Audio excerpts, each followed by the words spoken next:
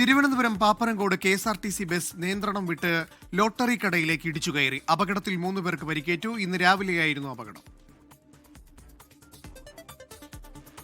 Duty ആരംഭിച്ച് പാപ്പനംകോട് ഡിപ്പോയിൽ നിന്ന് റോഡിലേക്കിറങ്ങിയ ഇലക്ട്രിക് ബസ്സാണ് അപകടത്തിൽപ്പെട്ടത്.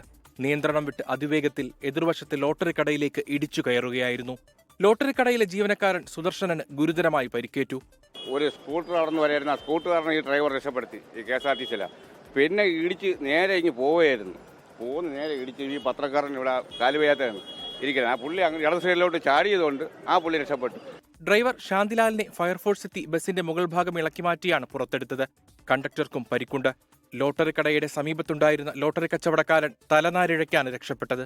ഏകദേശം റോഡ് ഇങ്ങനെ കഴിഞ്ഞതിന് ശേഷമാണ് വണ്ടി ഇങ്ങനെ നിയന്ത്രണം വിടുന്നു എന്ന് മനസ്സിലായത്. ഇനി അടുത്തെത്താൻ നേരത്ത് സ്ട്രെയിറ്റ് ഇങ്ങനെ എഴിക്കാനോ ഓടാനോ ഒന്നും പറ്റിയില്ല. അതിൻ്റെ ഇടയ്ക്ക് വണ്ടി എന്നെ സേവ് ചെയ്താണെന്ന് തോന്നുന്നു. ആൾ കുറച്ച് അങ്ങോട്ട് കയറ്റി, അങ്ങനെ വണ്ടി സ്റ്റിയറിംഗ് അങ്ങോട്ട് തിരിഞ്ഞു. ഇങ്ങോട്ടിരുന്നേൽ കറക്റ്റ് എൻ്റെ ബർത്ത് തന്നെയായിരുന്നു തന്നെ. ലോട്ടറി കടയിലും റോഡിലും ആളുകളും മറ്റു വാഹനങ്ങളും ഇല്ലാതിരുന്നത് വലിയ അപകടം ഒഴിവാക്കി. ഇലക്ട്രിക് ബസിന്റെ ആക്സിലേറ്റർ ജാം ആയതാണ് അപകട കാരണമെന്നാണ് പ്രാഥമിക വിലയിരുത്തൽ. 24 തിരുവനന്തപുരം.